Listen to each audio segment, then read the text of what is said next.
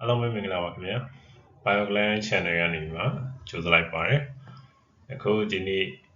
ကျွန်တော် Organism and Life Process ဆိုတဲ့ topics တွေကိုကလေးတွေအတွက်အဓိကဆွေးနွေးတော့မယ်ပေါ့နော်ဒါမပြောခင်မှာကျွန်တော်ပထမဆုံးအနေနဲ့ကျွန်တော်တို့ခန္ဓာကိုယ်အတွက်လိုအပ်တဲ့အရာတွေအားလုံးကတော်တော်များဘယ်တွေကနေစလဲဆိုတော့ကျွန်တော်တို့ cell အနေမှာစကြတယ်လို့ကျွန်တော်တို့ပြောချင်ပါတယ်အဲ့လိုကျွန်တော်တို့ animal စီပဲလားဆိုတော့မဟုတ်ဘူးပေါ့နော်living organisms တွေအားလုံးပေါ့နော်အဲ့ဒါတွေအားလုံးကဒီသူတို့ရှင်သန်နေထိုင်ဖို့အတွက် cells ရဲ့ metabolic process တွေကနေမှာပဲစပြီးတော့လုပ်ငန်းဆောင်တာတွေနော်လုပ်ဆောင်မယ်လို့နော်အဲ့ function တွေကြောင့်မလို့ဒါလည်းကျွန်တော်တို့အသက်ရှင်နေတယ်လို့ယူဆလို့ရတယ်ပေါ့နော်အဲ့တော့ slide လေးကိုသွားကြအောင်ပေါ့နော်အဲ့တော့ living organism ဆိုကျွန်တော်တို့ကပြောကြရတယ်ဒီ basic life process လေးကိုကျွန်တော်တို့ကလုပ်ဆောင်ကြရတယ်ပေါ့နော်ပထမတစ်ခုက movement နော် movement တစ်ခုကကျွန်တော်လှုပ်ရှားမှုတွေမရှိရင်ကျွန်တော်တို့ကတက်ရှိလို့ကျွန်တော်တို့ယူဆလို့မရဘူးနော် respiration နော် respiration ဆိုတာကျွန်တော်တို့မြင်တာရှုသွင်းရှုထုတ်ပဲမြင်ကြတယ်ပေါ့နော်တကယ်တော့အဲ့ဟာကိုပြောတော့မဟုတ်ပါဘူးကျွန်တော်တို့ cells တွေကအသက်ရှင်တယ် respire လုပ်ရတယ်ပေါ့နော် aerobically နော် anaerobically အဲ့ဒါမျိုး respire လုပ်ရတာကိုပြောချင်တာပါနောက်တစ်ခုက sensitivity ပေါ့နော်ကျွန်တော်တို့ထိရသိရမြင်နေကြားတယ်ပေါ့မဲ့လက်ပင်တွေဆိုလို့ရှိရင်နေပူတယ်ပေါ့အဲ့ဒါမျိုးတွေကိုသူတို့ကသိ sense လုပ်လို့ရတယ်ပေါ့နော်နောက် living organism တော်များ growth ဖြစ်ကြရပေါ့နော်နောက်တစ်ခုက reproduction လုပ်ကြတယ်သူတို့ကမျိုးပွားတယ်ပြီး excretion function တွေလုပ်ကြတယ်ပြီးတော့ nutrition နော်သူတို့ရှင်သန်မှုအတွက်အစာအာဟာရတွေကိုစားတော့ရတယ်နောက်တစ်ခုက homeostasis ပေါ့နော် homeostasis ဆိုတာကဘာပြောရလဲဆိုကျွန်တော်တို့ခန္ဓာကိုယ်ထဲမှာဖြစ်နေတဲ့အရာတွေအတွက် auto သူကျွန်တော်တို့က internal environment constant ဖြစ်အောင် maintain လုပ်ထားတယ်လို့ကျွန်တော်တို့ပြောချင်တာပေါ့နော်အဲ့တော့အရင်တော့ကလေးတွေကနော် lower secondary level မှာဆိုလို့ရှိရင်ဒါလေးတွေကို mesogram ဆိုပြီးတော့ကျွန်တော်တို့သိကြရပေါ့နော်ဒါလေးက life process တွေအတွက်နော် living organism လို့ပြောလို့ရဖို့အတွက်လိုအပ်တဲ့အချက်လေးတွေပေါ့နော်နောက်တစ်ခုက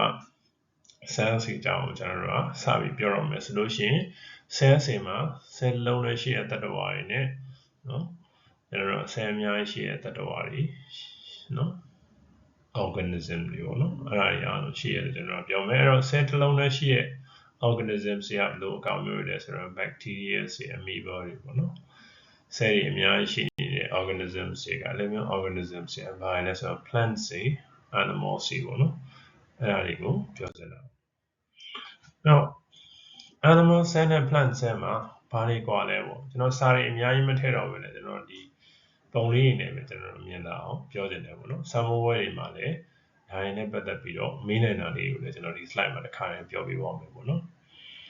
အဲ့တော့ animal cells မှာအပြင်ဆုံးကအလွှာလေးကိုကျွန်တော်တို့ဘာလို့ခေါ်လဲဆိုတော့ cell membrane လို့ခေါ်တယ်ပေါ့နော် cell membrane ကဘာလို့တာလဲဆိုတော့ cell ရဲ့အတွင်းနဲ့အပြင်ဘက်ကိုနော် inside နဲ့ outside ကို separate လုပ်ထားတယ်ပေါ့နော်နောက်တစ်ခုက cell membrane တွေဒီ selectively permeable or semi permeable ပုံစံမျိုးအနေနဲ့တည်ရှိတယ်ဒါကြောင့်မလို့ချိုးသော substance တွေထဲထဲကိုဝင်လို့ရမယ်ထဲထဲကချိုးသော substance တွေလည်းအပြင်ကိုထွက်လို့ရမယ်ပေါ့နော်ဒါက cell membrane ရဲ့လုပ်ငန်းဆောင်တာပေါ့အတွင်းထဲကိုလည်းဆင်းလာရဲဆိုလို့ရှိရင်ထဲထဲမှာ jelly like fluid တွေနဲ့ပြည့်နေတယ်ပေါ့နော်အဲ့ဒါကိုကျွန်တော်တို့က cytoplasm လို့ခေါ်မယ် cytoplasm ထဲမှာမျောနေတဲ့နော်အရာတွေအားလုံးကိုကျွန်တော်တို့ organelles တွေလို့ကျွန်တော်တို့ခေါ်တယ်ပေါ့နော်အဲ့ organelles တွေမှာအထင်ရှားဆုံးအရာ nucleus ပေါ့အဲ့တော့ cytoplasm ရဲ့ function ကိုကျွန်တော်တို့ပြောဖို့ကြံနေခဲ့တဲ့အတွက်ကြောင့်လို့သူ့ရဲ့ function လေးကဘာလဲဆိုတော့ cell ရဲ့ metabolic process တွေအကုန်လုံးက cytoplasm ထဲမှာဖြစ်တယ်ပေါ့အဲ့လိုနားလည်ရမယ်နောက်တစ်ခုက nucleus အတွင်းထဲမှာဆိုရင်ဘာပါမလဲဆိုတော့ genetic material တွေပါမယ်ပေါ့နော်အဲ့တော့ nucleus ဒီကျွန်တော်တို့ဒီ control the activity of the cell ပေါ့နော် cell ရဲ့ activity တွေကိုသူက control လုပ်ထားပေးတယ်ပေါ့နော်အဲဒီမှာပိုင်းအောင် structure လေးတွေမြင်ရမယ်ပေါ့နော်ခက်သေးသေးလေးအဲ့ဒါလေးတွေ mitochondria လို့ခေါ်တယ် mitochondria ကတော့ power house of the cell ပေါ့နော် cell အတွက် energy ကိုအဓိကထုတ်ပေးတယ်ပေါ့နော်ဒီမှာအဆက်လေးတွေနဲ့ပုံမှန်တိုင်းဆိုရင် light microscope မှာဒီ ribosome တွေမြင်တယ်လို့ကျွန်တော်တို့ထည့်ရလို့တော့သိမရဘူးပေါ့နော်ဒါပေမဲ့အချို့ကျတော့အဲ့ဒါလေးတွေကိုပုံလေးမှာထည့်ဆွဲကြတာကိုတွေ့ရတယ်အဲ့ဒါလေးက ribosome တွေပေါ့နော် ribosome တွေဆိုတာ protein making factory တွေပေါ့နော်ဒါက animal cell ပေါ့အဲ့တော့စာမပွဲမှာဘယ်လိုလေးတွေမေးလာနိုင်လဲဆိုတော့ဒီ ဒီပုံစံလေးကိုမေးလာနိုင်တယ်ပေါ့နော်ဒီပုံစံလေးကိုidentify လုပ်ခိုင်းတာရှိလိမ့်မယ်အဲ့ဒါဆိုလို့ရှိရင်ဒါလေးကို squamous cell လို့ခေါ်တယ်ပေါ့နော်နောက်တစ်ခုက squamous epithelial cell တွေပေါ့နော်နောက်တစ်ခုကဒီ animal cell ရဲ့ light microscope နဲ့တွေ့ရတဲ့ပုံလို့နော်မေးခဲ့လို့ရှိရင်ဒီလို structure ပါတဲ့ဟာ group of cell တွေကိုဆွဲပေးရမှာနော် for example ပေါ့ nucleus ပါမယ် cytoplasm ပါမယ် cell membrane ပါမယ်ပေါ့နော်ဒီ features တွေကိုပြည့်တယ်ဆိုလို့ရှိရင်ကျွန်တော်တို့ကဒါအမှတ်ပေးလို့ရတယ်ပေါ့နော် label လေးနဲ့တခြားထိုးရမယ်ဆိုတော့ဒါက animal cell နဲ့ပတ်သက်ပြီးတော့ပေါ့နော်နောက်တစ်ခုက plant cell တွေကိုကျွန်တော်တို့သွားကြအောင်ပေါ့နော် plant cell မှာ animal cell တွေနဲ့မတူတဲ့အချက်တွေကိုပါတယ်ပေါ့နော်အပြင်ဆုံးမှာလည်းသိတာတယ်အဲ့ဒါတော့ဘာလဲဆိုတော့ plant cell တွေမှာ cell wall ရှိတယ်ပေါ့နော် plant cell wall ကဘာနဲ့ဖွဲ့စည်းကြလဲဆိုတော့ cellulose နဲ့ဖွဲ့စည်းကြတယ်ပေါ့နော်အဲ့တော့ cell wall ရှိခြင်းအပြင်ဘာဖြစ်လဲဆိုတော့ plant cell ရဲ့ structure ရဲ့ integrity လေးကိုကျွန်တော်တို့ထိန်းထားနိုင်တယ်ပေါ့နော်အတွင်းထဲနောက်ထပ်ဆင်းလာတယ်ဆိုလို့ရှိရင်မရှိတယ်ဆို cell membrane ရှိတယ်ဒါကတော့ခုနကတော့ animal cell မှာရှိတဲ့ function နဲ့သဘောတရားချင်းအတူတယ်ပေါ့နော်ဘာဖြစ်လို့လဲဆိုတော့သူ့ရဲ့ function က selectively permeable ဖြစ်တယ် inside and outside of the cell ကို separate လုပ်ထားပေးတယ်ပေါ့နော်အတွင်းထဲကိုဆက်ဆင်းလာရင်ဒီအပြာရောင် liquid တွေကိုကျွန်တော်တို့တွေ့မယ်အဲ့ဒါကို cytoplasm လို့ခေါ်မယ် cytoplasm ကဘာလို့လဲဆိုတော့ chemical reaction တွေတော်တော်များဒီမှာဖြစ်တယ်ပေါ့နောက်တစ်ခုကဒီ cytoplasm ထဲမှာ floating လုပ်နေတဲ့ pieces တွေကိုကျွန်တော်တို့ကorganelles တွေလို့ခေါ်တယ်အထင်ရှားဆုံးက nucleus လို့ခေါ်တယ်ခုနကပြောသလိုပဲ nucleus က control the activity of the cell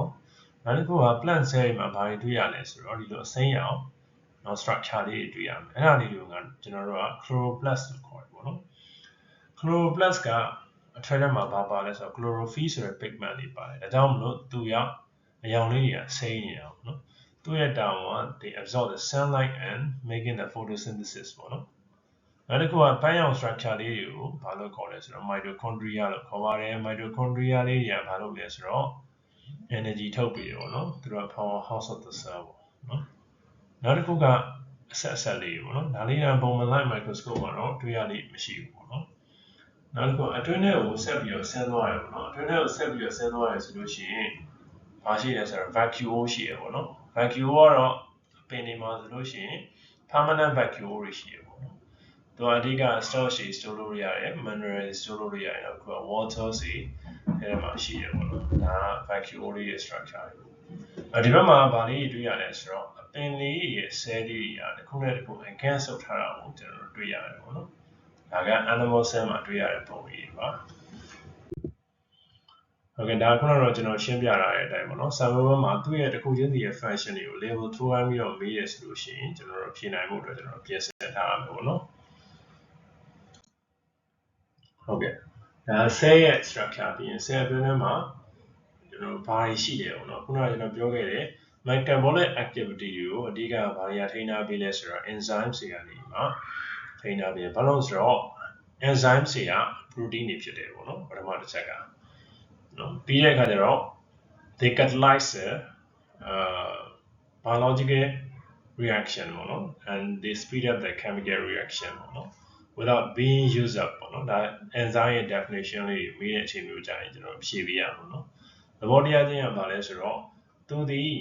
နော် chemical reaction ကို speed up လုပ်ပြီးတယ်ပေါ့ enzyme မရှိတော့ရင်လည်းဘာဖြစ်သွားမလဲဆိုတော့ကျွန်တော်တို့ကခန္ဓာကိုယ်အရင်ကိုလုပ်ငန်းဆောင်တိုင်းနှေးကွေးသွားမယ်ပေါ့နော်အဲ့လိုပြဿနာကြီးဖြစ်နိုင်တယ်အဲ့လိုကြောင့်မို့သူတို့က speed up လုပ်ပြီးတယ် chemical reaction ကို catalyze လုပ်ပြီးတယ်နောက်တစ်ခုက not being used up ဆိုတော့သူတို့ကဘာလဲတော့တူလဲဆိုတော့နော် chemical reaction တစ်ခုပြီးတိုင်းမှာသူတို့ကိုယ်တိုင်ပုံစံပြောင်းမသွားဘူးဖြစ်စီမသွားပဲနဲ့နောက်ထပ် chemical reaction တစ်ခုကိုဆက်လက်လှုပ်ဆောင်နိုင်တယ်ပေါ့နော် chemical reaction တစ်ခုပြီးတဲ့အချိန်မှာလည်းသူကပုံစံပြောင်းမသွားပဲနဲ့နောက်ထပ်တတိယ chemical reaction ကိုဆက်ဖြစ်နိုင်တယ်အဲ့ဒီတိုင်းပဲပေါ့နော်အဲ့တော့သူ့ကိုတက်ရောက်စေနိုင်တော့အချက်တွေမရှိသေးဘူးသူဒီ chemical reaction တွေသူ့ရဲ့ appropriate condition မှာရှိနေရဆိုလို့ရှိရင်ဒါပုံမှန်လေးကိုကျွန်တော်တို့ကလှုပ်ဆောင်သွားနိုင်မှာဖြစ်တယ်ပေါ့နော်ဒါ enzyme ရဲ့ property တွေပေါ့နောက်တစ်ခုက enzyme ကနော်အရင်က specific ဖြစ်တယ်ပေါ့နော်အရင်က specific ဖြစ်တယ်ဆိုတာဘာလဲဆိုတော့ ဒါကျွန်တော်စာသင်တယ်ဆိုလို့ရှိရင်တော့ကျွန်တော်ဒီမှာလာတင်တဲ့ကလေးဆိုလို့ရှိရင်တော့ကျွန်တော်သေချာပြောပြရတယ်ပေါ့နော်အခုဟာကျတော့အချိန်ကုန်နဲ့ကွက်လို့ကျွန်တော်ဒီလောက်ပဲကျွန်တော်ပြောရတယ်ပေါ့နော် specific ဖြစ်တယ်ဆိုတော့ဒါမှဒါပဲနော်ကျန်တဲ့ဒီမျက်နှာမများဘူးပေါ့နော်မျက်နှာမများဘူးကျန်တဲ့အားတွေလိုမျိုးမျက်နှာမများဘူးအဲ့ဒါကြောင့်သူကဒါမှဒါပဲ specific ဖြစ်တယ်ဒါကြောင့်လို့ဘာလို့တူလဲဆိုတော့ကျွန်တော်တော့နဲ့တော့တယ်နဲ့တော့ကလောက်နဲ့တော့တယ်နဲ့ကျွန်တော်ဖွင့်လိုက်တယ်ပေါ့နော်သူ့ဟာနဲ့သူအဝင်ဝင်စားဖြစ်နေတယ်ဆိုရင်တော့လေးကပွင့်သွားမယ်အဲ့ဒါဘာလို့တူလဲဆိုတော့တော့နဲ့တော့ကလောက်နဲ့ထိတွေ့လိုက်တဲ့အချိန်မှာ chemical reaction တစ်ခုဖြစ်သွားတယ်တော့လေးပွင့်သွားတယ်ဆိုတော့ product လေးတစ်ခုဖြစ်လာတယ်ပေါ့နော်ကျွန်တော်တို့အဲ့လိုယူဆလို့ရတယ်အဲ့တော့ဒီ enzyme တွေရတယ်အဲ့ဒီတိုင်းပဲပေါ့နော်သူနဲ့ specific ဖြစ်တဲ့ substrate နဲ့တွေ့ရဆိုလို့ရှိရင် chemical reaction တစ်ခုဖြစ်မယ်ပြီးရင် product လေးဒီလိုမျိုးလေးထွက်သွားမယ်ပေါ့နော် active site ကအဲ့တော့ဒီ enzyme မှာကျွန်တော်တို့သိရမယ့်အဆက်က enzyme itself ပေါ့နောက်တစ်ခုက active site နောက်တစ်ခုကကျတော့ကျွန်တော်တို့က substrate ပေါ့အဲ့သုံးခုကိုအရင်ဆုံးစဉ်းစားမယ် enzyme နဲ့ပတ်သက်တဲ့မေးခွန်းတွေကိုကျွန်တော်တို့တွေ့လာခဲ့ရင်လည်းဒီသုံးခုကိုအရင်ဆုံးကျွန်တော်တို့စဉ်းစားလိုက်ရင်အားလုံး basis တွေထွက်လာတာပဲပေါ့နော်မေးခွန်းတွေကတော့တိုက်တယ်လို့ပြောင်းပြီးတော့မိနိုင်တယ်ဒါပေမဲ့ကျွန်တော်တို့အဲ့သုံးခုကိုပဲစဉ်းစားမယ်ဆိုလို့ရှိရင်အဲ့သုံးခုကိုဘယ်အရာတွေတက်ရောက်နေလဲဆိုတာကိုကျွန်တော်တို့စဉ်းစားလို့ရရင်အရင်လွယ်ကူသွားပြီပေါ့နော်ဒီမှာဆိုရင် enzyme လေးကဒီမှာရှိတယ်သူ့မှာ active site ဆိုတဲ့နေရာတွေ enzyme မှာရှိတယ်ပေါ့နော်ပြီးရင် substrate ကလာပေါင်းတယ်ဆိုလို့ရှိရင်ကျွန်တော်တို့က chemical reaction လေးတစ်ခုဖြစ်သွားတယ်ပေါ့နော်အဲ့ chemical reaction လေးတစ်ခုဖြစ်သွားပြီးရင် product လေးဖြစ်လာမယ်ပေါ့နော် product လေးက active site ကနေပြန်ထွက်သွားမယ်ကြည့်လိုက်ဒီပုံစံလေးကခုနကျွန်တော်ပြောထားသလိုပဲပေါ့နော်ဆိုတော့ without being used up ပေါ့နော်သူ့ပုံစံလေးကမပြောင်းဘဲနဲ့ rapid chemical reaction တစ်ခုကိုဆက်ဖြစ်နိုင်တယ်ဆိုတဲ့အဓိပ္ပာယ်ကိုသက်ရောက်တယ်ပေါ့နော်နောက်တစ်ခုက enzyme တွေကိုသက်ရောက်မှုဖြစ်စေတဲ့အချက်တွေပေါ့နော်ဒီမှာ temperature ပေါ့နော်ပထမဆုံး temperature ပေါ့နော်ပထမဆုံးက temperature နည်းနေတဲ့အချိန်မှာဆိုလို့ရှိရင်ကျွန်တော်တို့က rate of chemical reaction ကနော်တိတ်ပြီးတော့တက်မလာသေးဘူးဘာလို့လဲဒီ graph လေးမှာကြည့်လိုက်မယ်ဆိုရင် x axis က temperature in degree Celsius and y axis က rate of enzyme catalysis reaction နော်အဲ့တော့ when the temperature is increased the rate of enzyme catalysis reaction is increased but not too much ပေါ့နော်ဒီမှာနည်းနေကြအောင်ကျွန်တော်တို့တွေ့ရတယ်ပြီးနှင်းနေကြအောင်တွေ့ရတယ်ဟုတ်ပြီကျွန်တော်တို့ဒီပြင်းတက်လာတယ်ပေါ့နော် temperature မြင့်တက်လာတဲ့ည enzyme substrate reaction ကလည်းတက်လာမယ်တက်လာတဲ့အချိန် rate of reaction ကအမြင့်ဆုံးအခြေအနေကိုရောက်သွားတယ်အဲ့အမြင့်ဆုံးအခြေအနေရောက်သွားတဲ့အချိန်ကကျွန်တော်တို့ကြည့်လိုက်တဲ့အခါ37 degree Celsius လောက်ရှိတာကိုတွေ့ရတယ်အဲ့တော့ကျွန်တော်တို့ human ရဲ့ body temperature ကလည်း37 degree လောက်ရှိတယ်ပေါ့နော်ကျွန်တော်တို့ကသွေးနည်းတတ္တဝါတွေဖြစ်တဲ့အတွက်ဒီလောက် temperature ကို maintain လုပ်ထားတယ်ကျွန်တော်တို့ရေခဲပြင်ထဲမှာပဲသွားနေနေကျွန်တော်တို့အရန်ပူတဲ့ခန္ဓာရထဲမှာပဲသွားနေနေကျွန်တော်ရဲ့ temperature ကို optimal condition မှာထိန်းထားနိုင်တယ်ပေါ့နော်အဲ့ condition တွေမှာဆိုလို့ရှိရင် enzyme နဲ့ substrate rate of reaction ကအများဆုံးဆိုတာကိုကျွန်တော်တို့သွားတွေ့ရတယ်ပေါ့နော်optimally first and the highest rate of chemical reaction ဖြစ်တဲ့နေရာကိုပြောလို့ရတယ်အဲ့ဒါဘာကြောင့်မလဲဆိုတော့ temperature မြင့်တက်လာရင် molecules ရဲ့ kinetic energy ကပိုပြီးများလာမယ်ပြီးတော့ enzyme နဲ့ substrate ရဲ့ collection ပိုဖြစ်မယ်နော်ဖြစ်လို့ရှိရင်ကျွန်တော်တို့က enzyme substrate complex ဖြစ်ပြီးတဲ့အခါ chemical reaction တွေပိုဖြစ်တဲ့အခါကျ product တွေထွက်လာမယ်ပေါ့နော်ဟုတ်ပြီ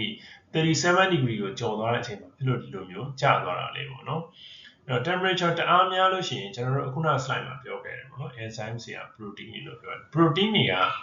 နော် temperature တအားများရဆိုလို့ရှိရင်သူတို့ရဲ့ပုံစံပြည့်ရသွားတယ်နော်အကောင်းဆုံးဥပမာပေးရမယ်ဆိုလို့ရှိရင်ကျွန်တော်တို့ကကြက်ဥပေါ့နော်ကြက်ဥတာမန်နေထားမှာဆိုလို့ရှိရင်ကျွန်တော်ကြက်ဥရဲ့အကာလေးကအကြည့်ရောင်လေးရှိရပေါ့နော်ဒါပေမဲ့ကျွန်တော်တို့က3မိနစ်ကနေ5မိနစ်လောက်ထိပြုတ်လိုက်တယ်ဆိုလို့ရှိရင်ကြက်ဥအကာလေးရဲ့အရောင်ဟာနော်အဲ boil ဖြစ်နေတဲ့ water ထဲမှာဆိုလို့ရှိရင်ကြက်ဥခွာလိုက်တဲ့အခါမှာရှည်အောင်လေးဖြစ်သွားတယ်ပေါ့ why that is happening ပေါ့ဘာလို့လဲဆိုတော့ကြက်ဥအကာမှာ protein albumin ဆိုတာလေးပါတယ်ပေါ့နော်အဲဒီကောင်တွေက high temperature ထိတွေ့လိုက်တဲ့အတွက်ကြောင့်မလို့သူခံနိုင်တဲ့ပမာဏထက်များသွားတဲ့အခါ protein ရဲ့ condition ဒီ nature ဖြစ်သွားတယ်ပေါ့နော်ဒါမှပုံမှန်အတိုင်းမဟုတ်တော့ပဲအကြည်ရောင်လို့ဖွင့်တယ်ရှည်ရောင်လေးဖြစ်သွားတယ်ပေါ့နော်အဲ့တော့ enzyme တွေလည်းဒီလို apply လုပ်လို့ရတယ်အဲ့လို principle လေးကို enzyme တွေက protein ဖြစ်တဲ့အတွက်ဒီ nature ဖြစ်သွားတယ်ပေါ့နော်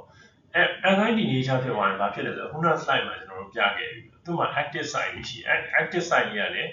ပျက်စီးသွားတယ် active site တွေပျက်စီးသွားဆို substrate ကလာပေါင်းလို့မရတော့အဲ့ဒီညရင် enzyme နဲ့ substrate နဲ့ reaction တွေမဖြစ်တော့တဲ့အခါဘာဖြစ်လဲဆိုတော့ သူရဲ့ rate of reaction တွေကတိတိကျကျပြန်ကျသွားတာကိုတွေ့ရတယ်ပေါ့နော်အဲ့တော့ဒီပုံလေးတွေနဲ့ပတ်သက်ပြီးတော့လည်းစာလုံးဝဲမှာကျွန်တော်တို့ကမေးလိုက်တယ်ပေါ့နော်အဲ့ဒီဟာလေးကို point A လို့ပြီးရမယ်ဒါလေးကို point B လို့ပြီးရမယ်ပေါ့နော် point A ကနေ point B ဒီဘာဖြစ်သွားတာလဲဆိုပြီးတော့ question နဲ့မေးနိုင်တယ်ပြီးတဲ့အခါကျတော့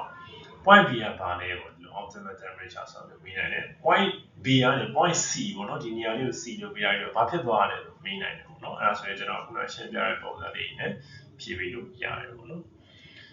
နောက်တစ်ခုက enzyme တွေပေါ်မှာတက်ရောက်မှုရှိတဲ့ဒုတိယအချက်က pH ပေါ့နော်အဲ့ pH ကဒီမှာကြည့်ကြည့်အောင်ပေါ့နော်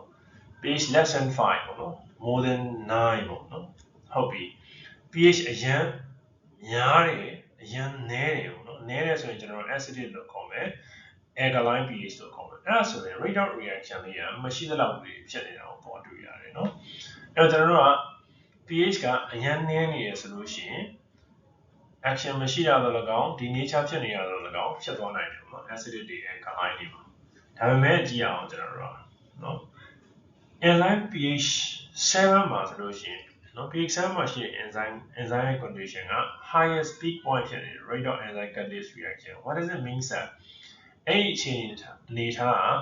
နော်ဒါ enzyme တွေလည်းအကောင်းဆုံးအလုပ်လုပ်နိုင်တဲ့အနေထားဆိုတာကိုကျွန်တော်တို့တွေ့ရတယ်အဲ့မြင်သာအောင်ကျွန်တော်တို့ခန္ဓာကိုယ်ရဲ့ pH ကိုအစမ်းမြင့်ကြီးကလေးတွေကျွန်တော်တို့မသိဘူးဆိုရင်တော့ပြောလို့ရတာတခုရှိတယ်အဲ့ဒါမှလည်းဆိုကျွန်တော်တို့တောက်တဲ့ရှိပေါ့နော် water ရဲ့ pH ကဘယ်လောက်ရှိတယ်7ရှိတယ်ပေါ့နော်ဘာကြောင့်ငါတို့ရေကိုတောက်နေရလဲဆိုတော့အဲ့ရေကငါတို့ခန္ဓာကိုယ်နဲ့တင့်နေအောင်လို့okay အဲ့ဒါဆိုလို့ရှိရင်ငါတို့ရှိမှရှိရင် enzyme တွေတော်တော်များတယ်ဘယ်လောက်မှအကောင်းဆုံးအလုပ်လုပ်မလဲဆိုတော့ pH 7မှာ around မှာအကောင်းဆုံးအလုပ်လုပ်မယ်ဆိုတော့ကျွန်တော်တို့ကသိတာပေါ့နော် plus or minus အနေငယ်တွေတော့ရှိတယ်ဒါပေမဲ့နားလည်ရမှာ pH 7လောက်မှာ animals ဖြစ်တဲ့ကျွန်တော်တို့ humans တွေက working best at 7ပေါ့နော်တကယ်လို့ pH 5နဲ့ pH 9ရဲ့အပေါ် 2 acidic 2 alkaline condition မှာဆိုလို့ရှိရင်သူရဲ့ rate of reaction တွေအရင်မများတာတွေ့ရတယ်ဟုတ်ပြီအဲ့ဒါဆိုလို့ရှိရင်ငါတို့ဒီမှာရှိနေတဲ့ living organism တွေအားလုံးအတွက်သက်ဆိုင်မှုရှိတာဆိုတော့ exception လေးတွေရှိတယ်ပေါ့ for example temperature ဘက်ကိုကျွန်တော်ပြန်သွားကြည့်အောင် temperature less than ပေါ့နော်ဆိုကြပါစို့ရေခဲပြင်မှာနေတဲ့တတ္တဝါတွေပေါ့နော်အဲ့ဆိုလို့ရှိရင်အရင်အေးရနေရတယ်အဲ့မှာရှိတဲ့တတ္တဝါတွေဆိုရင်ဘာလို့ရှင်သန်နေထိုင်နေလဲဆိုတော့အဲ့ temperature နဲ့သူတို့ကကောင်းကောင်းအလုပ်လုပ်နိုင်လို့သူတို့ရှင်သန်နေထိုင်နေတာကိုသူတို့ enzyme တွေနောက် temperature အရင်ပူတဲ့မထားတော့ရေဘူးဆန်းဆိုလို့ရှိရင်80ကနေမှ195လောက်ကြားထဲမှာရှိရပေါ့နော်degree degree လောက်ရှိရပေါ့နော်80ကနေဟုတ်ပါတယ်နော်80ကနေဟုတ်တယ်80ကနေမှ95 degree Fahrenheit လောက်ရှိရပေါ့နော်နောက် volcano နားမှာနေနေတဲ့ကျွန်တော်တို့ဟိုရှိတော့ခရီးဦးတွေရှိရနော်အဲ့လိုပတ်ကြည့်အဲ့လိုအကောင်းတွေကိုကြည့်လိုက်တော့သူတို့က temperature အားပူတဲ့အထက်ကိုခဏရင်ရှိအောင်ကျွန်တော်တို့တွေ့ရတယ်အဲ့တော့သူတို့ခဏကိုရဲ့ enzyme တွေကို extract လုပ်လိုက်ကြတာပေါ့နော် extract လိုက်တဲ့အချိန်ကျတော့တချို့သော enzyme တွေကနော်ကောင်းကောင်းလုပ်နေတာကိုတွေ့ရတယ်ပေါ့ဒါတော့ကျွန်တော်နားလည်တာကအရင်ပူတဲ့နေရာတွေမှာနေတဲ့ဟာတွေအရင်ပြီးတဲ့နေရာမှာနေတဲ့ဟာတွေသူတို့ survive ဖြစ်နိုင်တယ်ပေါ့နော်ဘာလို့ဆိုတော့အဲ့ living organism တွေရဲ့ခန္ဓာကိုယ်ထဲမှာရှိတဲ့ enzyme တွေကအဲ့ temperature တွေနဲ့သူတို့အသားကျနေလို့ဖြစ်နိုင်တာပေါ့နော်ဒါ exception ပေါ့ about the temperature ဆာမမှာလည်းအဲ့ temperature နဲ့ပတ်သက်ပြီး exception လေးတွေခါတင်ပေးရတယ်ပေါ့နော်နောက် pH နဲ့ပတ်သက်ပြီးကျွန်တော်တို့စဉ်းစားကြည့်အောင်ကျွန်တော်တို့လူတွေမှာဆိုလို့ရှိရင် stomach ပေါ့နော် stomach ကacid တွေအရင်များတယ်ပေါ့နော် hydrochloric acid လို့ခေါ်တယ်သူရဲ့ pH က around 2လောက်ပဲရှိတယ်ပေါ့နော်အဲ့တော့အဲ့နေရာမှာ pepsin ဆိုတဲ့ enzyme ရှိတယ်ပေါ့ဘာလို့လုပ်တာလဲဆိုတော့ protein ကို digest လုပ်တဲ့ enzyme အဲ့မှာ protein digestion ဖြစ်တယ်ပေါ့နော်ဖြစ်တယ်ဆိုတော့အဲ့ acidic pH မှာသူကကောင်းကောင်းအလုပ်လုပ်နိုင်လို့ပေါ့ဒါကတော့ first exception about the pH ပေါ့နောက်တစ်ခုကအဲ့တော့အစာရ stomach ထဲကနေ small intestine ကိုရောက်သွားပြီဆိုတော့ pH ကဘယ်လောက်ရှိလဲဆိုတော့8လောက်ရှိပါတယ်အဲ့တော့ alkaline pH ဖြစ်သွားတယ်နော်အဲ့ဒီအချိန်ဒီမှာလည်း trypsin တို့ကျွန်တော် protein ကို digest လုပ်တယ်ပေါ့နော် pancreatic amylase တို့နော်အဲ့ဒါ starch ကို digest လုပ်တဲ့ enzyme တွေက lipase enzyme ပေါ့နော်အဲ့ enzyme တွေက lipid ကို digest လုပ်ပါတယ်နော်သူတို့ကအဲ့နေရာမှာကောင်းကောင်းလုပ်နေတာကိုသတ်တွေ့ရတယ်ပေါ့အဲ့တော့ pH မှာလည်း exception တွေ extreme condition exception တွေရှိတယ်ဆိုတာကိုကျွန်တော်တို့နားလည်ရအောင်ပေါ့နော်ဒါပေမဲ့ညာသောအဖြစ်တော့ temperature 37နဲ့ pH 7လောက်မှာကောင်းကောင်းအလုပ်လုပ်ကြတယ်လို့ဂျယ်မင်းမှတ်ထားရင်ရပါတယ်နော်အဲ့တော့ပထမအပေါ်က living organism တွေရဲ့ respiration တွေကျွန်တော်ပြောကြည့်အောင်နော်အဲ့တော့ living respiration ကဘာလဲဆိုတော့ energy release လုပ်တဲ့ process chemical reaction တွေပေါ့နော်ပထမဆုံးတစ်ခုက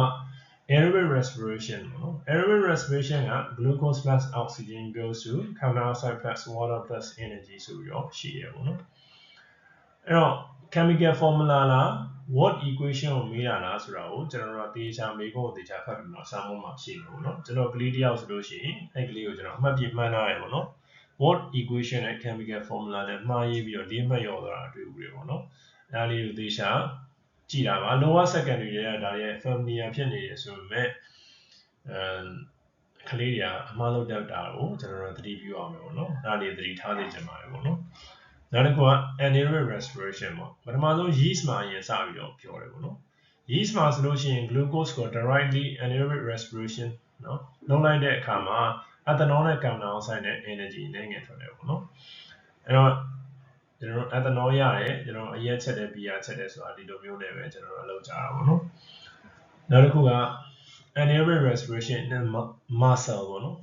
animal စီမှာရှိတဲ့ muscle ထဲမှာတစ်ခါကျရင် burst energy အတွက်သုံးရတဲ့အခါမျိုးတွေကြရင် glucose ကိုနော်တိုက်ရိုက် break down လုပ်ပြီးတော့သုံးရတယ်အဲ့ချိန်မှာဘာတွေထွက်လဲဆိုတော့ lactic or lactic acid နဲ့ some energy ဆိုပြီးတော့ထွက်တာကိုတွေ့ရတယ်ပေါ့နော်ဒါ anaerobic respiration နဲ့ aerobic respiration differences တွေပေါ့နော်နောက်တစ်ခုကဘာကြောင့်လို့ကျွန်တော်တို့က energy သုံးတာလဲပေါ့နော် energy ကကျွန်တော်တို့ခန္ဓာကိုယ်ရဲ့ movement တွေလုပ်ဖို့အတွက်ရယ်နော် growth အတွက်သုံးဖို့ရယ်နောက်တစ်ခုကactive transport တွေပေါ့နော် active transport တွေကိုကျွန်တော်ပြီးကြရင်ဆွေးနွေးပြမယ်ပေါ့နော်ကျွန်တော် growth အတွက်ကတော့ကျွန်တော် cell division ပေါ့နော် cell division တွေလုပ်တဲ့အခါလည်း energy ကလိုတယ် protein synthesis တွေလုပ်တဲ့အခါလည်း energy ကလိုတယ် movement အတွက်ကကျွန်တော် muscle contraction တွေအတွက်နော် energy လိုအပ်တယ်ပေါ့နော်ဟုတ်ပြီ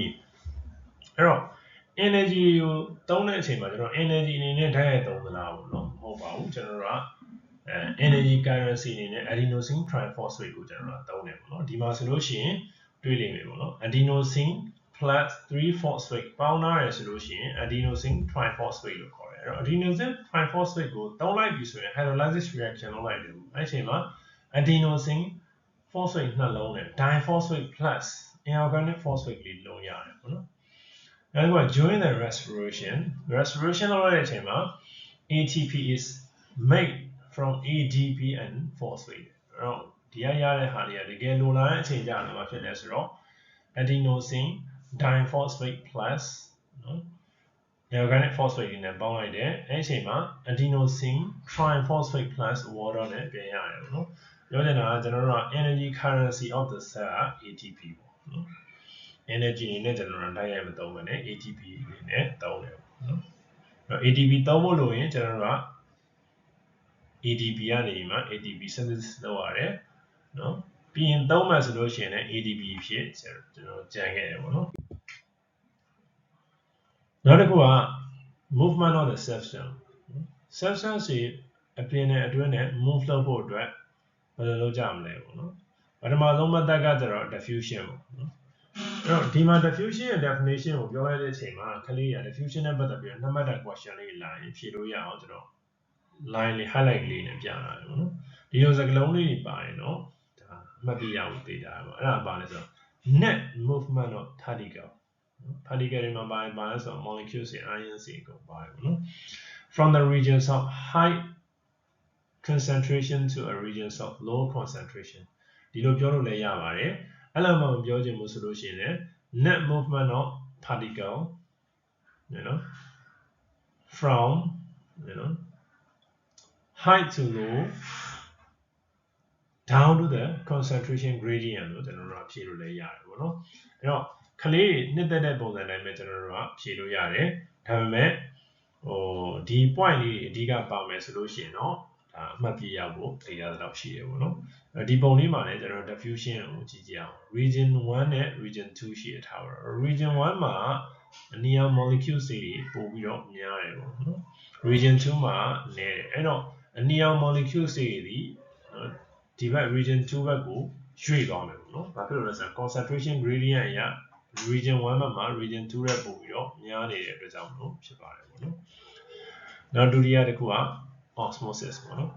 osmosis က the net movement of water from diluted to more concentrated solution across a partially permeable membrane ပေါ့အဲ့ဒီမှာ net movement of water လို့ပါတယ်ပေါ့အဲ့တော့ osmosis ကိုကျွန်တော်တို့ပြောမယ်ဆိုရင် all about water လို့အရင်ဆုံးနားလည်တာနော် all about water ဘယ်ကနေဘယ်ကိုသွားမလဲဆို from diluted solution ပေါ့နော် diluted solution ဆိုတာconcentrated သိမ့်မဖြစ်တဲ့ပဲပေါ့နော် pure water လည်းဖြစ်ခြင်းဖြစ်မယ်ဒါမှမဟုတ် less concentrated one လည်းဖြစ်ခြင်းဖြစ်မယ်ပေါ့နော်အဲ့ဒီ region ကနေမှ to more concentrated solution more concentrated solution ဆိုတာရေနေပြီးတော့တခြားသောနော်solution စီများနေတာလည်းဖြစ်နိုင်တယ်ပေါ့နော်အဲ့လိုမျိုး concentrated solution ဘက်ကိုသွားတယ်ဆိုလို့ရှိရင်osmosis ရဲ့ definition ကိုကျွန်တော်ပြောလို့ရတယ်အဲ့ net movement of water it is movement of the water from diluted solution to a more concentrated solution across a partially permeable membrane ကိုကျွန်တော်ဖြေလို့ရတယ်ပေါ့နော်ဒါ osmosis အတွက်ကျွန်တော်ပြောတာနောက်တစ်ခုက active transport နော် active transport ကဒီပုံလေးကိုအရင်ကြည့်ကြအောင်ပေါ့နော်ဒီဘက်မှာ molecule ဆေးတွေကနည်းတယ်ပေါ့ဒီဘက်မှာ molecule ဆေးတွေကများတယ်ပေါ့အဲ့တော့နည်းရနေများရအောင် normally တော့သွားလို့မရှိဘူးဒါပေမဲ့သွားလို့ရတဲ့နည်းလည်းတော့ရှိတယ်ဘာနဲ့သွားလို့လဲဆိုတော့ကျွန်တော်တို့ကတောင်အောက်ကနေမှတောင်ပေါ်မှာရှိတဲ့အဆောင်ပေါ်ကိုအိမ်ပေါ်ကိုเนาะကျွန်တော်တို့ကရေသုံးနေတယ်ဆိုလို့ရှိရင်ကျွန်တော်တို့ပိုက်လိုင်းတွေတွေ့တန်းပြီးတော့မော်တာနဲ့တင်ရတယ်ပေါ့နော်အဲမော်တာကိုကျွန်တော်တို့ကပတ်လို့ကျွန်တော်တို့ကသုံးကြရတယ်ပေါ့နော်အဲ့တော့အဲ့မော်တာလည်ဖို့အတွက်ကဘာလုပ်ရလဲဆိုတော့မီးစက်လျှက်စစ်မီးသုံးရင်သုံးရမယ်ဒါမှမဟုတ်လို့ရှိရင်မီးရေနံတို့ဓာတ်ဆီတို့သုံးပြီးတော့ကျွန်တော်တို့ကမီးစက်မောင်းရင်မောင်းအောင်မယ်ပေါ့နော်အဲ့ဒါမှတောင်ပေါ်ထိပ်မှာရှိတဲ့အိမ်ပေါ်ကိုရေရောက်လာမယ်အဲသဘောတရားလည်းအဲ့တိုင်းပဲပေါ့နော်ကျွန်တော်နည်းတဲ့နေရာကနေများတဲ့နေရာကိုသွားကျင်တယ်ဆိုလို့ရှိရင်ကျွန်တော်ဘာတော့အောင်လဲဆိုတော့ pump လေးတစ်ခုတော့အောင်မယ်အဲ့ pump လေးတွေဘာလို့လဲဆိုတော့ ATP as a form of energy currency အနေနဲ့လုပ်မယ်သူ့ကိုသုံးလိုက်ပြီဆိုလို့ရှိရင် molecule တွေကနည်းတဲ့နေရာကနေများတဲ့နေရာကိုရွေ့သွားတယ်ပေါ့နော် active transport အဲ့တော့သူ့ရဲ့ definition လေးက movement of substance against a concentration gradient နော် gradient ကိုကျွန်တော်တို့ against ဆိုပြီးရွေ့ရမယ် using energy ဘယ်က energy လဲဆိုတော့ respiration ရရ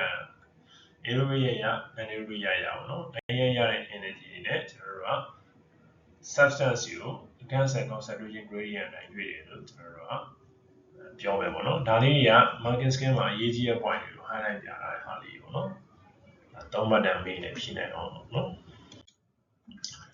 level of organization ကိုကျွန်တော်တို့ကြည့်လိုက်တဲ့အခါမှာကျွန်တော်ခန္ဓာကိုယ်ထဲမှာ atoms ရှိရပေါ့နော် hydrogen atoms နော် oxygen ဘာညာပေါ့နော်အဲ့ဒါလေးပေါင်းလိုက်တဲ့အခါမှာဘာရလဲဆိုတော့ H2O ဆိုတဲ့ water molecule တွေရလာမယ်နော်အဲ့ဒါပြီးတဲ့အခါကျ macromolecules တွေဖြစ်လာမယ် for example ပေါ့နော် carbohydrate တွေနော် fat တွေ protein တွေပေါ့နော်အဲ့လိုဟာတွေရလာမယ်နောက်တစ်ခုက protein တွေနဲ့ဖွဲ့စည်းထားတဲ့အထက်ကorganelles ရဲ့ structure protein တွေရလာမယ်နော် functional protein တွေလည်းရလာမယ်ပေါ့နော်ပြီးရင် cell တွေဖြစ်လာမယ်ပေါ့နော်အဲ cell တွေကနေနော် groups of cells ဆိုလို့ရှိရင်တော့ကျွန်တော်တို့ tissue လို့ခေါ်တယ်နော် working together ပေါ့နော် to perform a particular function tissue တွေကလည်းအဲ့တိုင်းပဲ tissue တွေအများကြီးစုဖွဲ့လိုက်ရင် organ တွေဖြစ်လာမယ် organ တွေအများကြီးစုဖွဲ့လိုက်ရင် organ system တွေဖြစ်လာမယ် organ system တွေအများကြီးနဲ့ဖွဲ့စည်းတာ living organisms ပေါ့နော်အဲ့တော့အဓိက cell ရဲ့ structure တွေဖွဲ့စည်းပုံတွေကိုကျွန်တော်တို့နားလည်ရင်အဲ့ဟာတွေကဖြည်းဖြည်းချင်း formation ဖြစ်လာမယ်ပေါ့နော်အဲ့တော့ cell structure တွေ form ဖြစ်ဖို့အတွက်အဲ့လိုမျိုး human လိုဟာမျိုးကြီး develop ဖြစ်လာဖို့အတွက်ဘာတွေလုပ်ရလဲဆိုတော့ကျွန်တော်တို့ cell division နဲ့ cell differentiation တွေလုပ်ရတယ်။ဘာလို့ဆိုတော့ကျွန်တော်တို့ကဖအေး cell နဲ့မအေး cell နဲ့ကျွန်တော်တို့က spawn cell ပေါ့ဖအေးစီအမေးစီဆိုတော့ cell အဲ့ဒါကိုပေါင်းလိုက်တယ်။ပေါင်းလိုက်ပြီဆိုလို့ရှိရင်ဖခင်ရဲ့ sperm cell မှာဘယ်လောက်ပါလဲဆိုတော့ chromosome မှာ23ပါ in numbers ပေါ့မိခင်ရဲ့ X cell မှာဆိုလို့ရှိရင် chromosome မှာ23ပါ in numbers ပေါ့သူတို့နှစ်ခုပေါင်းလိုက်ရင် 46 chromosome ဖြစ်သွားတယ်။အဲ့တော့ fertilize ပြီးတဲ့အခါကျတော့သူတို့ nucleus နှစ်ခုထိတွေ့တယ်။အဲ့ဒါကိုကျွန်တော်တို့ fertilize ဖြစ်တယ်လို့ခေါ်တယ်။ပြီးတဲ့အခါကျတော့အဲ့နှစ်ခုကနေမှတစ်ခုဖြစ်သွားတယ်။23 plus 23ဆိုပြီးတော့46 normal cells လိုမျိုးတစ်ခုဖြစ်သွားပြီဆိုလို့ရှိရင်ကျွန်တော်တို့ zygote formation ဖြစ်တယ်လို့ခေါ်တယ်ပေါ့နော်။အဲ့ကလေးတွေ fertilization နဲ့ zygote formation မှာကွဲကြတယ်ပေါ့နော်။အဲ့တော့ fertilize ဆိုတာ sperm နဲ့ egg နဲ့တွေ့တယ်။အဲ့တော့2 into 1ဖြစ်သွားရင်ပေါင်းသွားပြီဆိုတော့ကျွန်တော်တို့ zygote formation ဖြစ်တယ်လို့ကျွန်တော်တို့ခေါ်တယ်ပေါ့နော်။ zygote formation ဖြစ်သွားပြီးလို့ရှိရင်ကျွန်တော်တို့ကတာမန် cell လိုပဲ chromosome 46ပါတဲ့ cell လေးဖြစ်သွားပြီအဲ့အတွက်ကြောင့်မလို့ cell division လုပ်တယ် cell division လုပ်ပြီဆိုလို့ရှိရင်ဘာနဲ့လုပ်လဲဆိုတော့ mitosis နဲ့လုပ်တယ်ပေါ့နော် mitosis က produce genetically identical two daughter cell ဖခင်ရဲ့ cell နဲ့နော်ဖခင်ရဲ့ cell ဆိုတာ original cell ကိုပြောနေတာပါကျွန်တော်ဖေးရပါလာတဲ့ cell လို့မပြောဘူးပေါ့နော်အဲ့ဒါကို original cell ကိုကျွန်တော် parent cell လို့ပြောတယ်ပေါ့နော် parent cell နဲ့ divide ဖြစ်သွားတယ်2ဖြစ်သွားတယ်အဲ့ဒီ cell လေးကိုကျွန်တော်တို့က daughter cell လို့ခေါ်တယ်အဲ့ဒီမှာသမီးရဲ့ cell လို့လည်းဒီမပြောဘူးဒီကနေမှကျွန်တော်တို့ကဖြတ်လာတာပေါ့နော် daughter cell လို့ခေါ်တယ်ပေါ့နော်သူကလည်းနောက်ထပ်ပြီးတော့အများကြီးကျွန်တော်တို့က cell တွေ divide ဖြစ်သွားနိုင်လို့ကျွန်တော်က original cell ကို parent cell လို့ခေါ်တယ်ဒီကွဲသွားတဲ့ cell နှလုံးကိုကျွန်တော်တို့ daughter cell လို့ခေါ်တယ်ပေါ့နော်အဲ့တော့ genetically identical ဖြစ်တဲ့ cell နှလုံးဖြစ်သွားတယ်နှလုံးနဲ့နှလုံးနဲ့လေးလုံးပေါ့နော်အဲ့ဒီကနေမှmany times ကျွန်တော်တို့က cell division တွေဖြစ်ပြီးတဲ့အခါမှာဒီ ball of cell တွေကျွန်တော်တို့ဖြစ်လာအဲ့ဒါကိုကျွန်တော်တို့ embryo လို့ခေါ်တယ်ပေါ့နော်အဲ့ဒါပြီးမှအဲ့ embryo လေးရဲ့ cell တွေကဘာလဲဆိုတော့တီးခြား specialize နော်ဖြစ်လာတယ်ပြီးတဲ့အခါကျ to carry out the particular role under the control of the gene ဆီကနေမှ control လိုက်ပဲအမှတ်ထားပါတော့ဘယ်ကနေဘယ်ထိဘယ်လို organ ဖြစ် develop ဖြစ်လာမယ်ဘယ်ကနေဘယ်ထိဘယ်လို organ ဖြစ် develop ဖြစ်လာမယ်အဲ့ gene ဆီကပဲ instruct လုပ်လိုက်ပြီးတော့ဒါကျွန်တော်တို့ရဲ့ရင်သွေးပုံစံလေးတွေကို3လလောက်အကြာမှာကျွန်တော်ဖြစ်လာတယ်ပေါ့နော်အဲစပြီးတော့ပထမ0နဲ့3မှကြားထဲမှာကျွန်တော်တို့ organ လေးတွေ develop ဖြစ်လာတဲ့ဟာကို differentiation လို့ကျွန်တော်တို့ခေါ်တယ်ပေါ့နော် cell differentiation လို့ခေါ်တယ် cell begins specialize to carry out the particular role under the control of the gene အဲ့ဒါကိုကျွန်တော်တို့ differentiation လို့ခေါ်တယ်ပေါ့နော်ဒါတွေက slide ထဲမှာတော့အပြည့်စုံကျွန်တော်ပြောတာကိုဒီအချိန်အကန့်အသတ်ရှိရတဲ့ကျွန်တော်အကုန်ခြုံပြီးတော့ပဲကျွန်တော်ပြောလိုက်တာပေါ့နော် Now some cell with very specialized function ပေါ့နော်နောက်တချို့ cell တွေကလည်းနော်အဲ့တော့ cell တွေ divide ဖြစ်သွားတယ်နော်ဒီကြမ်းမှာ neuron ဖြစ်မဲ့ဟာ neuron ဖြစ်သွားတယ်နှလုံးဖြစ်မဲ့နှလုံးဖြစ်သွားတယ်ပေါ့နော်အဲ့တော့နောက်တစ်ခုကအစာရည်နဲ့ဥလမ်းကြောင်းဖြစ်မယ်တချို့ကကြတော့လည်းနော် body parts တွေတီးကြရင်ဖြစ်သွားလို့နော် cell tissue တွေ organ တွေ fusion develop ဖြစ်သွားလိမ့်မယ်နော်အဲ့ဒီလိုမျိုး specialize ဖြစ်သွားပြီပေါ့နော်သူတို့ cell တွေမှာလည်း specialized function တွေရှိတယ်ဆိုကြပါစို့ကျွန်တော်တို့ကဒီ neuron တွေဖြစ်တဲ့ nerve cell တွေက cardiac muscle cell နှလုံးမှာရှိနေတဲ့chấtသား cell တွေရဲ့လုပ်ငန်းကိုမလုပ်နိုင်ဘူးသူတို့က very specialized ပေါ့နော်သူ့လုပ်ငန်းကိုသူပဲလုပ်နေပေါ့နော်ဒီမှာအကြမ်းမြင်ကျွန်တော်တို့ကပြောရင်ပထမဆုံးတစ်ခုကိုဟိုမှာပြပေါ့အဲ့ဒါလေးကိုကျွန်တော် nerve cell neurons ဆိုခေါ်တယ်နော် neurons က elongated part of the axon for carry the nerve impulses ကြည့်အောင်ဒါလေးကိုကျွန်တော်တို့က cell body လို့ခေါ်တယ် cell body ကနေမှထွက်နေတဲ့အမြင်တန်းလေးကို dendrites လို့ကျွန်တော်တို့ခေါ်တယ်ပေါ့နော်နောက်တစ်ခုကအတွင်းထဲမှာ nucleus ရှိတယ်အဆက်လေးတွေက probably mitochondria ဖြစ်ဖို့များတယ်ပေါ့နော်အဲ့တော့ဒီ cell body ကနေထွက်လာတဲ့ cytoplasmic extension ရှိတယ်အဲ့ဒါကိုကျွန်တော်တို့ကဘာလို့ခေါ်လဲဆိုတော့ axon လို့ခေါ်တယ်ဒီမှာ dotted line လေးနဲ့ပြထားတယ်ပေါ့နော် dotted line လေးနဲ့ပြထားရဲဆိုတာဘာလို့ပြရလဲဆိုတော့တချို့သော axon တွေကနော်ကျွန်တော်တို့က1 meter လောက်ထိရှိတယ်ပေါ့စဉ်းစားကြည့်ရင်ကျွန်တော်ခြေသားလောက်ကနေမှကြောရိုးထိပေါ့နော်လက်ဖြားလောက်ကနေမှကြောထိပေါ့နော်အဲ့တော့ဆိုလို့ရှိရင်3 meter ကျော်တယ်ပေါ့နော်အဲ့ဒါလေးကိုပြတယ်လို့သူက dot line လေးနဲ့ပြတာတချို့ကအဲ့လောက်ထိရှိတယ်ပေါ့တချို့ axon တွေကကြတယ်အရင်တူပေါ့နော်အဲ့တော့ဒီဘက် axon လေးရဲ့တစ်ဖက်မှာဗာလေးရှိတယ်ဆိုတော့effector organ လေးရှိတယ်ပေါ့နော် effector organ neurons ပေါ်မှာမူတည်ပြီးတော့ nerve အချင်းချင်းလည်းဖြစ်နိုင်တယ် muscle သမုတ် gland လည်းဖြစ်နိုင်တယ်ပေါ့နော်ဒီရှင်းမှာရှိတဲ့အထုံးလေးကိုကျတော့ synaptic nodes ဆိုခေါ်တယ်အဲ့တော့ဒီမှာ axon လေးရှိတယ်ပေါ့နော်အဲ့ axon လေးရဲ့ပတ်လေးမှာဗာလေးရှိတယ်ဆိုတော့ဝါရောင်လေးကို myelin sheath လို့ခေါ်တယ် myelin sheath လေးကကျွန်တော်တို့ composed of fat cell တွေနဲ့ဖွဲ့စည်းထားတယ်ပေါ့နော်အဲ့ဒီမှာ cell လေးတစ်ခုရှိတယ်အဲ့ cell လေးကို Schwann cell လို့ခေါ်တယ်ပေါ့နော်ဒါလေးကအကျဉ်းမြင်လေးပဲကျွန်တော်ပြောတယ်ဒီတက် detail ပြောလို့ကျွန်တော်တို့ရသေးတယ်ပေါ့နော်ဒါ introduction ဖြစ်တဲ့အတွက်ကြောင့်နောက်တစ်ခုက number 2ပေါ့ number 2ကကျတော့ smooth muscle cell ပေါ့နော်ဘယ်ကနေရလာလဲ intestine ကနေသူယူတာတဲ့ elongated can control move food through the gut ပေါ့နော်အစာဓာတ်လျှောက်နော်ဟိုထဲမှာရွှေ့သွားလို့ရအောင်သူက contract လုပ်ပေးရတယ်အဲ့တော့ smooth muscle cell တွေရှိက spindle shape ရှိတယ်ပေါ့နော် long ပုံလေးရှိတယ်ပြီးတော့ nucleus က single nucleus ရှိတယ်ပေါ့နော်နောက်ပြီးတဲ့အခါကျတော့သူတို့ကအရန်ကို contract ဖြစ်တယ်ဆိုတော့နည်းနည်းကြီးကနေ contract ဖြစ်တယ်နော်အဲ့လောက်ကလေးကျွန်တော်တို့ကတည်တိုင်းရအောင်နော်အဲ့တော့အစာတွေကိုဘယ်လိုနည်းနဲ့ရွေ့လဲဆိုတော့ peristaltic နဲ့ရွေ့တယ်ပေါ့နော် Unayama muscle Shia, muscle cellular muscle and junior muscles for Shio, Rania, food leader, provides action now, peristalsis and Nina, Sayu, Shia, no people shall. And go Zina vaccine from the plant stem. Demand really, by I need to cook. I buy any other get it, you say, the cook, well likely, how you buy that bully, shut all. Through a dead hollow cell with strengthening rings, get rings in, she is away. Tell them a hollow bone and she by me bone and she went to a bottle of this row. She you, they sound them will be in the end. Now, to a direction, I'll got it, both what I wish she, one direction, and she did. Not go up. Now gut cell correct. Gut cell and leaf your lower surface man yellow shear. Depends on the plant bomb you got to an exception of shear. The solution is general plant cell structure to your name. In two, you'll be a genetic solution. South gut in the chan cut higher for the urine to be one. Gut cell to a bottle to a EGS raw. A penny gas exam. I feel less gut cell. Through a big tire, the body big tires come outside and outside exhale or a silver hero. There are Dario, there are gas cellar comment, Dima daily general not candy back of Yamino. And got Dima solution palisade. Resource cell, leave palisade cell of a corridor. Tema, chloroblastic, high body, other polyester, photosynthesis, EGA, the absorb sunlight. Sunlight absorb before the cells they love them. And the solution, sperm cell general, do you sperm cell head here, made a piece here, tail here, so we don't see it. Head mass solution, do them up, hugging genetic materials in Bambi, and now she bless wrong. 23 chromosomes she will. And the detail, body she is raw, sex of enzyme, enzyme and acrosome. Acrosome about this raw. X yet. The outer surface, outer layer and tissue is on the bottom of the enzymes. It told you, axial membrane, now you get axial membrane to the pulp one, which was our enzyme release of the digestive.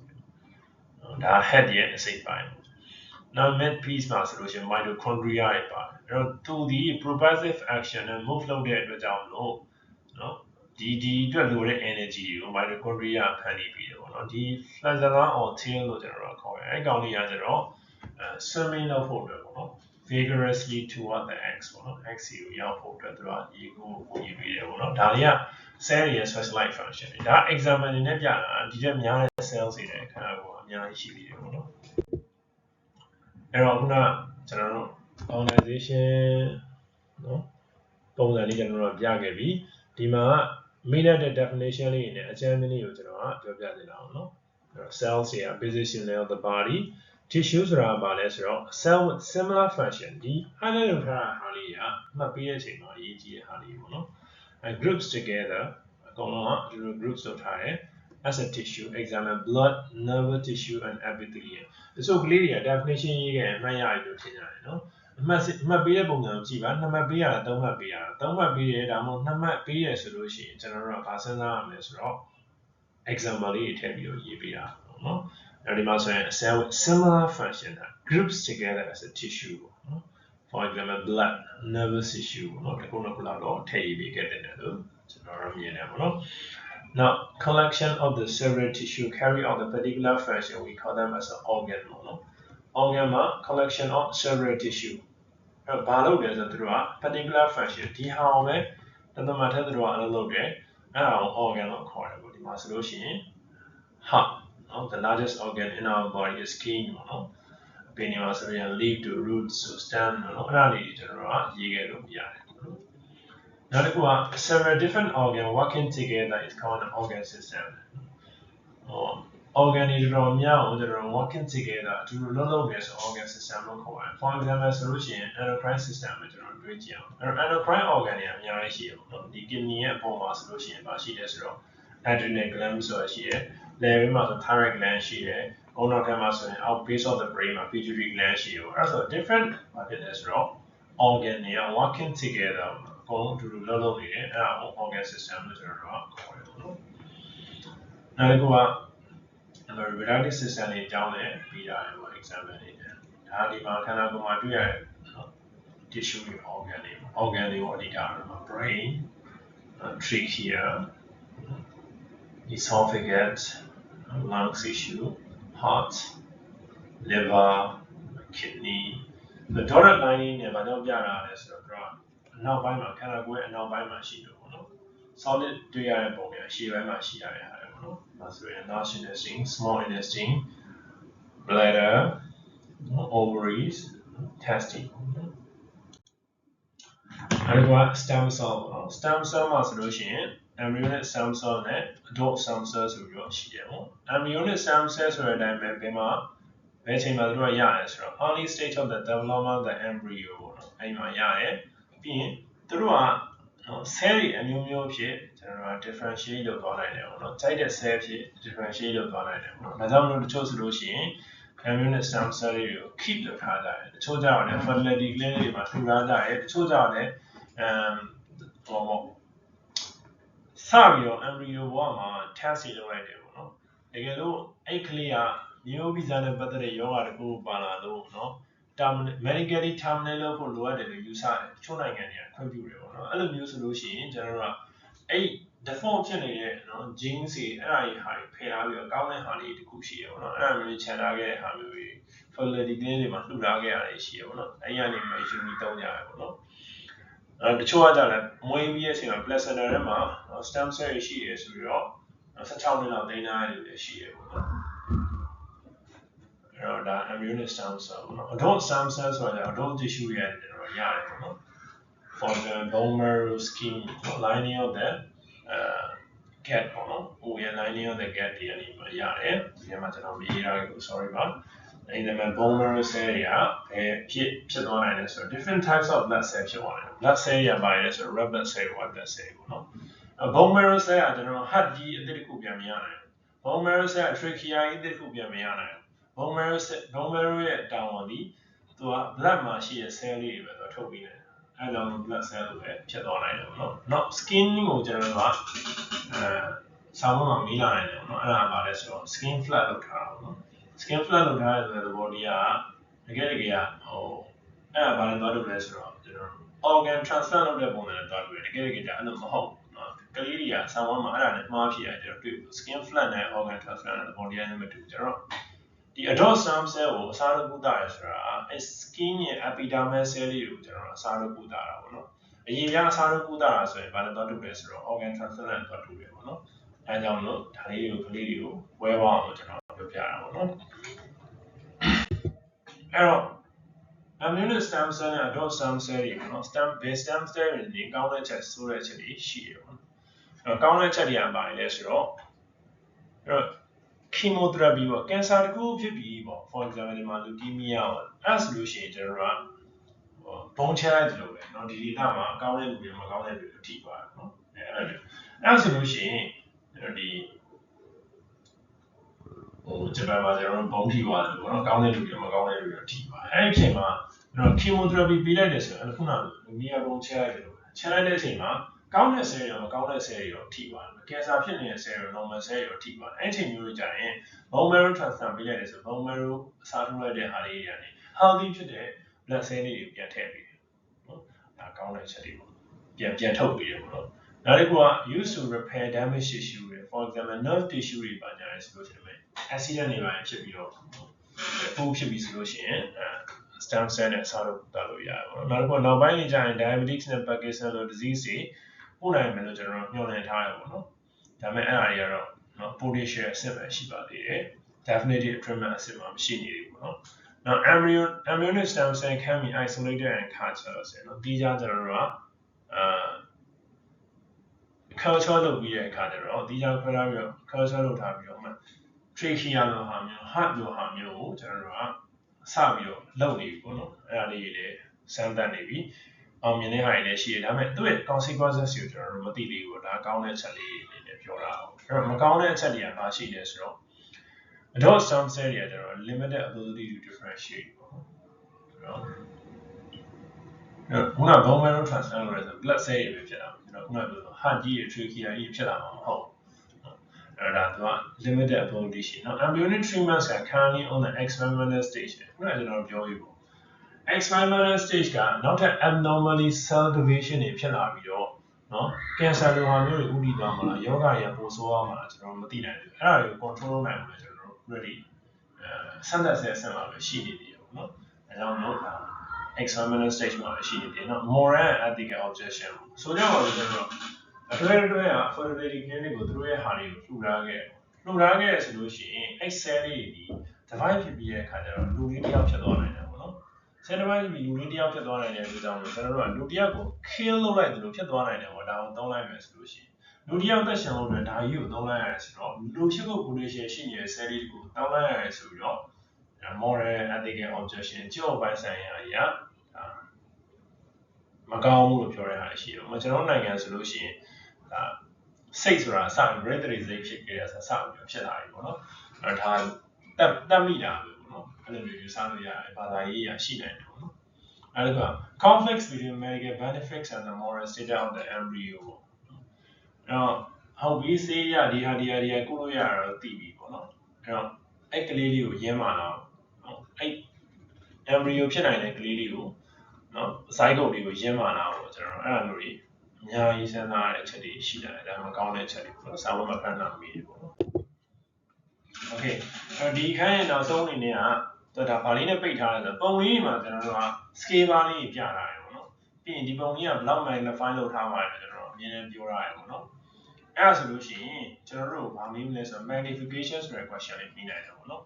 magnification ကိုမေးနိုင်တဲ့အခါမှာ light microscope နဲ့တွေ့ရတဲ့ပုံတွေရှိနေမယ် electron microscope နဲ့ကြည့်ရတဲ့ပုံတွေရှိနေမယ်အဲ့ဒီမှာသူတို့ရဲ့ difference ကိုအကြမ်းဖျင်းလေးသိတာဖြေလို့လွယ်သွားပြီပေါ့နော် resolution ဆိုတာဘာလဲဆိုတော့ ability to distinguish 2 point in an image as being separated နော်ဒါ resolution ရဲ့ definition ပေါ့ magnification ဆိုတာကျွန်တော် magnify လုပ်ကြည့်အောင်အစ100အစ200အစ1000နော်အဲ့ဒါမျိုးချက်ကြည့်တာ magnification လို့ခေါ်တယ်အဲ့တော့ electron microscope ကပို့ပြီးတော့ကျွန်တော်တို့က resolution နဲ့ magnification ကောင်းတယ်ပေါ့ဘယ်ထက်လဲဆိုတော့ light microscope ထက်စာရင်ကျွန်တော်တို့ကresolution magnification ကိုပို့ပြီးတော့ကောင်းတယ်အဲ့တော့ဘယ်ဘက်ဆန်းကကျွန်တော်တို့က original light microscope တွေပါညာဘက်ဆန်းကဒါ first generation electron microscope တွေပေါ့နော်အဲ့ဒါတွေကိုကျွန်တော်တို့ကအကြမ်းမြင်လေးကျွန်တော်ရှာထားတာပေါ့နော်အဲ့တော့ magnification formula ကိုကျွန်တော်တို့ကအလွတ်ကျက်ရပါမယ်လွတ်ကျက်ပြီးတဲ့အခါကျတော့ calculation တွေမှာလုပ်နိုင်ရမှာနော် magnification equal to image size by accurate size ပေါ့နော် image size ကို accurate size နဲ့ကျွန်တော်စာပေးရမယ်ကျွန်တော်တို့ဘယ်လိုမှတ်လဲဆိုတော့မေ့တဲ့တော့ကျွန်တော် MRE မီယာလို့ကျွန်တော်မှတ်တယ်ပေါ့နော်အဲ့တော့ M ကဒီဘက်မှာပေါ့နော် I အပေါ်မှာ E အောင်ပေါ့နော်အဲ့လိုလေးမှတ်တယ်အဲ့တော့ magnification ကိုတွက်လို့ရတယ်ဆိုလို့ရှိရင်ကျွန်တော်တို့ကဘာနဲ့ရေးထားလဲဆိုတော့အမြဲတမ်း x နဲ့ကျွန်တော်ရေးတယ်ပေါ့နော် x နဲ့ဖြည့်ထုတ်တဲ့အခါ for example အစတစ်ထောင်ပေါ့ဖြည့်တွက်လို့ရတဲ့ဟာအစတစ်ထောင်လို့ရှေ့က x လေးနဲ့ရေးပြီးပါတယ်အဲ့တော့ image size ကတော့ကျွန်တော်တို့ကကိုတွက်တဲ့အပေါ်မှာမူတည်ပြီးတော့ရေးပြရမှာပေါ့နော် for example millimeter လား micrometer လားဆိုပြီးတော့ကျွန်တော်တို့ကရေးပြရမယ်accurate size ကလည်းထုံးကြီးလည်းကောင်းအောင်ပဲပေါ့နော်အများသောအားဖြင့်တော့ကျွန်တော်တို့ millimeter နဲ့တွက်တာများပါတယ်ပေါ့နော်ဟုတ်ကဲ့ဒါကတော့ဒီအခန်းနဲ့ပတ်သက်တာလေးပေါ့နော်တကယ်လို့ဒီ lecture လေးကိုသဘောကျရဆိုတော့ဒီ BioClient ဆိုတဲ့ channel လေးကိုlike လုပ်ခဲ့ပါနောက်ထပ် video တွေထပ်ပြီးတော့တင်သွားဖို့လည်းရှိပါတယ်stay tuned and thank you okay